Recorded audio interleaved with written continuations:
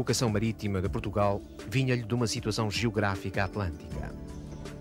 Voltado ao oceano, em toda a costa do Poente e do Sul, por ele passava um intenso tráfego mediterrâneo, onde dominavam os mercadores italianos e árabes e as grandes frotas do norte da Europa.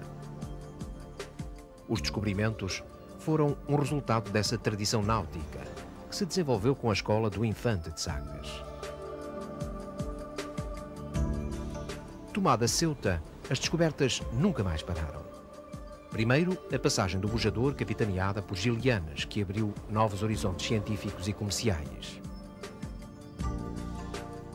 Diogo Cão atingiu a Foz do Zaire e, mais tarde, Bartolomeu Dias dobrou o Cabo das Tormentas, que abriu a porta do Oceano Índico, considerado o maior feito de navegação do século XV. A Índia era só uma questão de tempo.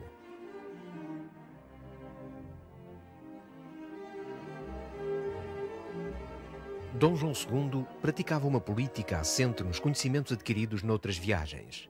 E embora a sua intenção prioritária fosse a Rota das Índias, pelo Cabo da Boa Esperança, não deixou de proceder em segredo à exploração marítima para as bandas do Ocidente.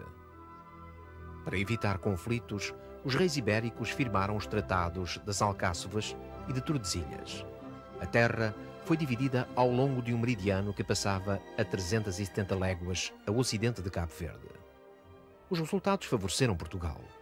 O rei português acautelou a posse de grandes extensões da América do Sul que no futuro configuraram o Brasil, para além da garantia do monopólio da Rota do Cabo.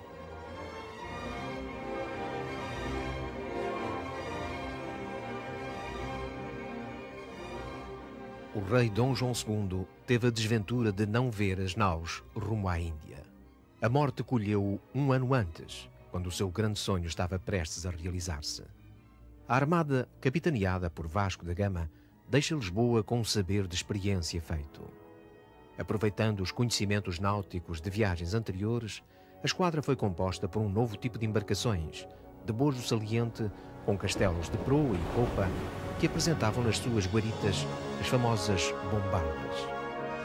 Estas, com o seu estrondo e poder explosivo, foram de grande utilidade nas muitas ciladas que os portugueses sofreram durante a navegação no Índico.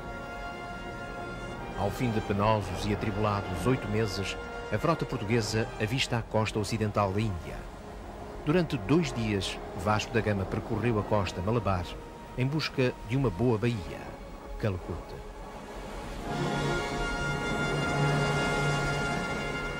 Vasco da Gama é talvez a figura da história de Portugal mais conhecida em todo o mundo. Eu penso que é muito razoável que tal aconteça, porque ele simboliza o início de uma nova época.